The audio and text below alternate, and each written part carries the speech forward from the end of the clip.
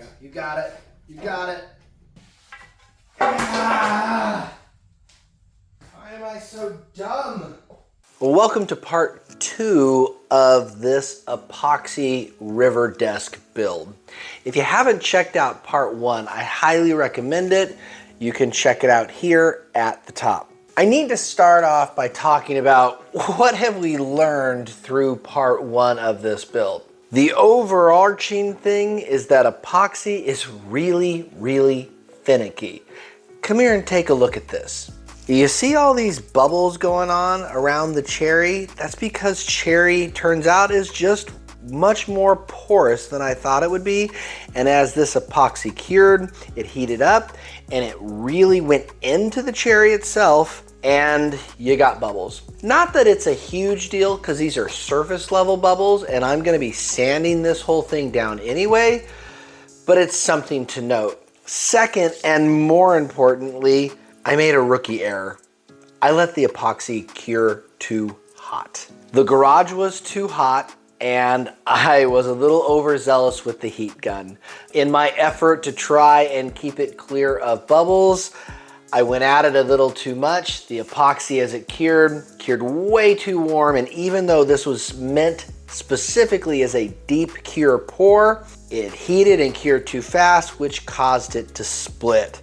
So I literally have 6 tears in the epoxy itself. Although it's not an ideal situation, all is not lost. I basically just needed to go back in, mix up a small amount of epoxy and pour it into those cavities. I was able to get the color matching pretty darn close, but the wave pattern, it is definitely something that you'll be able to see in the final product. Again, if you're doing epoxy pours yourself, just remember, keep things cool, let it cure slowly, and you probably won't have this issue. Having said that, overall though, for such a big pour, I think it's gonna be all right. It looks like a mess right now, but we're gonna go ahead and pop off the forms, take a look at it, see our overall design, and then basically we're just gonna get to sanding. But with that, let's get back to it.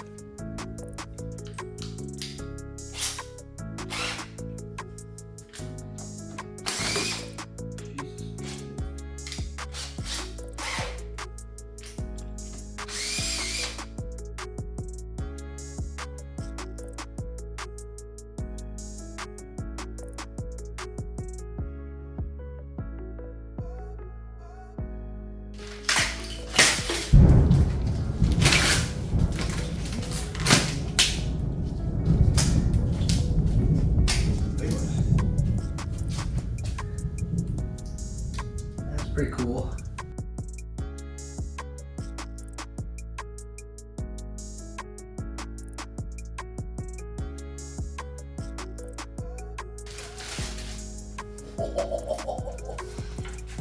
Whoa, this is cool. Check this out. How cool is that? What do you think? That's cool. That is dope. There we go. Not bad. Not bad.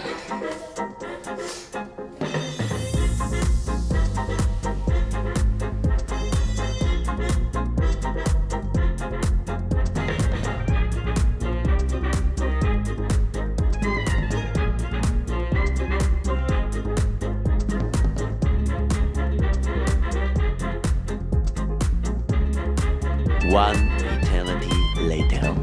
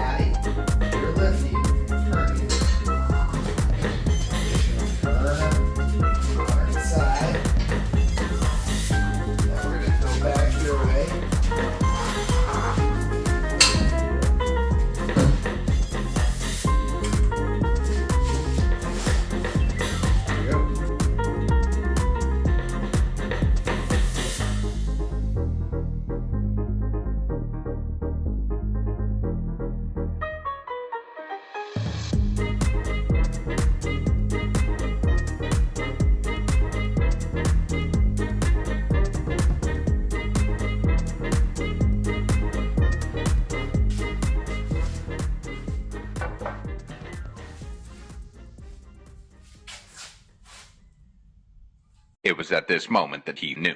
He f***ed up. Oh. Oh no. Oh, I'm dumb.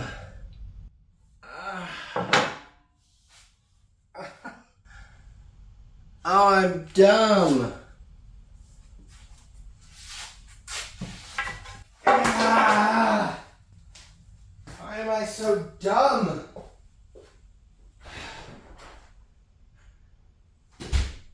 The next day. Well, let's take a moment to pause and talk about, first off, where we're at in the process, and secondly, what was with my my temper tantrum. My goal was to just use the walnut to make a simple 45-degree miter cut and basically picture frame in this desk. No problem. It is a problem if you cut it a little long just to have working space, but you don't account for the outside edge of the miter. So I was essentially a full inch short on my longest side. I hate wasting walnut, and it wouldn't have gone to waste. I'd have made a cutting board or something out of it, but the bottom line was it was my last piece of walnut that had literally been sitting in my garage for the last 6 years, and I was pretty upset about it. As a woodworker, you know you have those moments where you're just like, you're in the midst of a project, things are going smoothly, and then something goes wrong and it throws the whole thing off track. So I did what anybody would do. I went to Facebook and whined and complained about it. I gotta say, big thanks to my mother-in-law. You had a great idea. She basically just said, well, why don't you use end caps for it? You're already using different species of wood, so it could be an easy solution. And so that's what I did. I basically had this really cool figured piece of, I believe it's maple, and I decided just to take it, and instead of doing a miter cut, I would basically have it butt up to these little end cap pieces. To give the pieces a little bit more pizzazz, I decided to cut them proud of the walnut on either side, on top and bottom end, by about 1/8 of an inch. By doing this, I was able to basically take it to the sander, make a little wedge, and hand sand it to the angle that I wanted. So now these little corner pieces then stand proud of the table itself. So now instead of being an accident, it's an accent. You see what I did there? Either or, it's a great lesson. I think it's okay to get mad at your mistakes, but I think it's all good to come back to it. Step away and then come back to it the next day with a fresh lens and hopefully new solutions. And that's really what I did. And that pretty much then takes us up to the present moment where everything's been sanded down ad nauseum. The glue up has been taken care of. And now that it has sat for a little bit, we are going to be ready to finally do the flood pour. It's important before I get into the flood pour, I did put caulking on the underside of the table in my gaps. And more importantly, I have taken some of the tabletop epoxy and I have done a quick, I would say a top coat with it, just to make sure that the wood itself is sealed as well as any of the edges are sealed as well. So I can see if any bubbles are coming up. Having done that, really it's just time for the flood coat and we can see how this baby has turned out. A few moments later. Oh god. Yeah, I know. This tabletop epoxy is from Total Boat. So this is a 1-to-1. So it's a lot easier to do than the deep pour, which was a 3-to-1. So all I have to do is just make sure it's even. Pour it up to the 8. I can do that. And look how much thicker it is than the last stuff. Bloop. Beautiful. All right, here we go. Cool, right? Perfect. And now we mix. Oh. I just ate epoxy. Oh. Note, epoxy tastes terrible.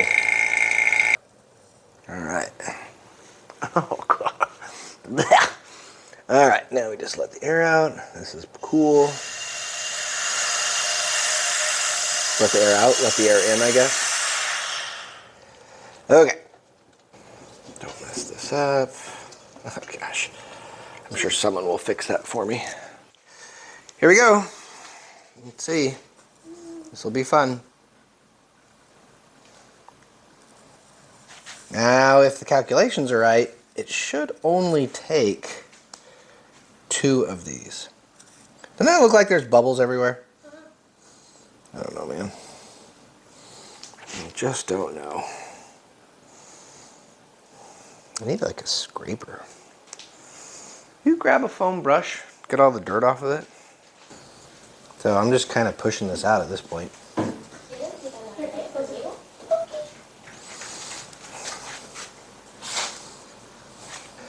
So hopefully this settles. Doesn't want to move much.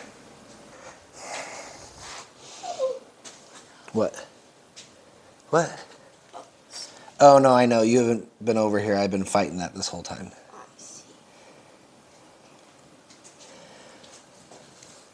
I've been letting it try and settle. But like here, that, I sealed that. This, I sealed this twice. And it's still coming out, which worries me that it's all gonna settle. And it's just gonna be like, oh my God. I'm never gonna do epoxy again in my life. Epoxy is so freaking finicky. And I don't want to take the heat gun to it too much because, well, yeah, I don't want it to crack. That's exactly it. 5 hours later. Lessons in epoxy. What have we learned? No matter how good you seal it, it just never seems to be enough. I'm a little I am super happy and I'm also super frustrated at the same time. This pour went really well. And I'm going to tell you, if you're watching for fun, then hey, you get to enjoy seeing me struggle and like, why is this happening? But if you're a woodworker or you ever want to do an epoxy project yourself, here are the lessons that I keep seeming to learn the hard way. 1, seal the wood as best you can. And when you think it's sealed, seal it again. I put a layer of polyurethane over the wood. I did an additional layer of epoxy over everything in an attempt to seal it up and to get it ready for this pour.